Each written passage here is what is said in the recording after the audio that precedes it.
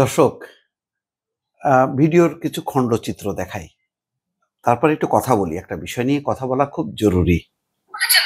দেখেন,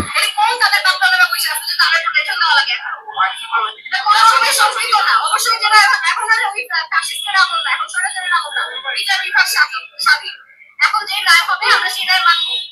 অবশ্যই আমরা দেখছি, আপনারা দেখছেন, সবাই দেখছেন, সেনাবাহিনী যারা আছে তারা দেখছে না যে হাসিনা কি করছে, কি রায় হবে আমরা জানি না, আপনিও জানি না, আমিও জানি। আইন এগুলো আমাদের সবাই জানা আছে, কি হবে এটা আমরা জানি এবং আমরা ওই রায়টাই শুনবো। অবশ্যই এই রায় দেওয়া হবে, কিন্তু আমার কথা হলো ৩২ পাহারা দেয় কেন? কি এমন তীর্থস্থান এখন তাদের আছে এইটা তারা এখন পাহারা দিতে? দর্শক দেখলেন, আরো দেখাই আপনাদেরকে, মানে কারণ আছে। মনে হয় যে আমি চুষবো আগুন বসে বসে, যে আমার এই লোকজনকে মারবে, আমি বসে বসে চুষবো।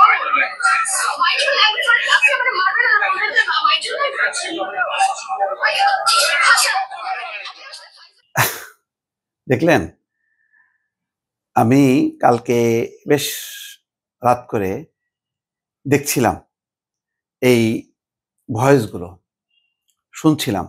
দেখেন, জুলাই আগস্টে যে সাহসী কন্যারা, তাদের এক ধরনের এক্সপ্রেশন ছিল, বেশ আমি বারবার দেখছি। হ্যাঁ, একা মেয়ে সেই করতেছে, পালাইলো রে, পালাইলো হাসিনা, পালাইলো মুদির বউ, পালাইলো, এই সমস্ত নানান রকম।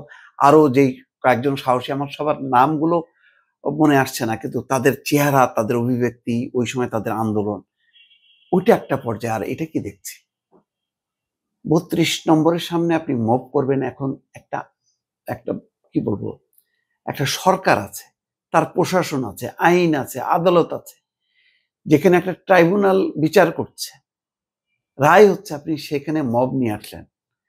দর্শক, কেন কথা বললাম? কথা বলার কারণ আছে। এটা আজকে দেখেন, একটা বক্তব্য আপনাদের সামনে নিয়ে আসি।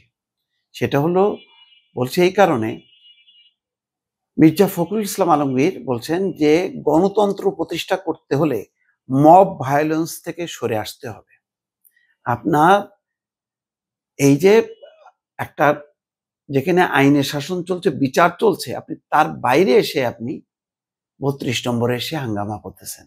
এমন তো না যে ৩২ নম্বর একদম অক্ষত আছে, সেখানে স্বৈরাচারের লোকজন ঢুকে বসে আছে। ওটা তো ভেঙে, ওর একটা অল্প কিছু ধ্বংসস্তূপ আছে। আপনি আবারও করার মধ্য দিয়ে, তাহলে একদিকে বিচার হবে, আইনের শাসন হবে, আর একদিকে অবিচার হবে, আইন নিজের হাতে তুলে নেওয়ার মতন একটা পরিস্থিতি তৈরি হবে। এটা একটা আবাসিক এলাকা, পাশে আরো অনেকগুলো বিল্ডিং আছে।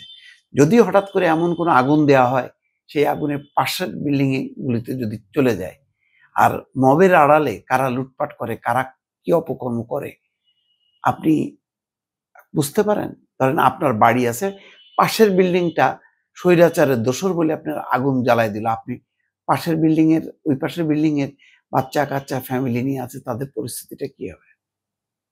এগুলি চিন্তা করা, ভাবার মানে কেউ আছে? কেউ নাই। দায়িত্বশীল, আমি ধন্যবাদ জানাই, মেয়েটা অবশ্যই সাহসী, কিন্তু এই সাহসটা আপনি জায়গা মতন দেখাইতে হবে। আপনি এটা কি করতেছেন? এগুলি কিভাবে অ্যালাউ করা হয়? নিশ্চয়ই তাদের একটা রাজনৈতিক পরিচয় আছে। তাদের নেতারা, তাদের মানে মানে শিষ্য যারা, তারা কি কন্ট্রোল করবে না? তারা কি শেখাবে না? আজকে এই যে মির্জা ফখরুল বলছে যে গণতন্ত্র প্রতিষ্ঠা করতে হলে মব ভায়োলেন্স থেকে সরে আসতে হবে, এইসব পরিস্থিতিতেই তো তিনি এই কথাগুলো বলছেন। পরিষ্কারভাবে বিপদ দেখতে পাচ্ছে। আমি বললাম তো যে আপনি এখনো যদি রুল অফ ল অনুযায়ী না চলেন এবং সেটা যদি প্রতিষ্ঠা করতে না পারেন দেশে, আপনি কোনোভাবেই, এখন আপনি ৫ই আগস্টের পরিস্থিতি আপনি প্রতিদিন আপনি ঘটাবেন, কয়েকদিন পর পর ঘটাতে থাকবেন, এটা হয় না।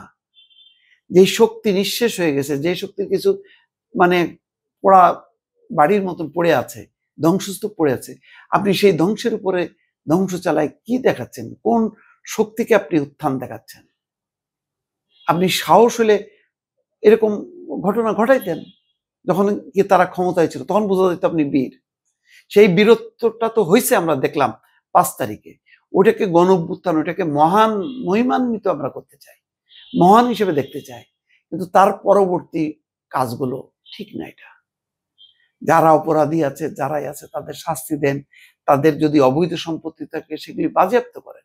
কিন্তু আপনি কয়দিন পর পর যে দল নিয়ে ওখানে পোড়াবেন, আগুন জ্বালাবেন, আশেপাশে মানুষের প্রতিক্রিয়া বুঝতে পারেন যে আপনার সাথে যে জনতা নেই, ওই কিছু সংগঠিত শক্তির বাইরে আর কোনো পাবলিকের যে কোনো সাপোর্ট নেই।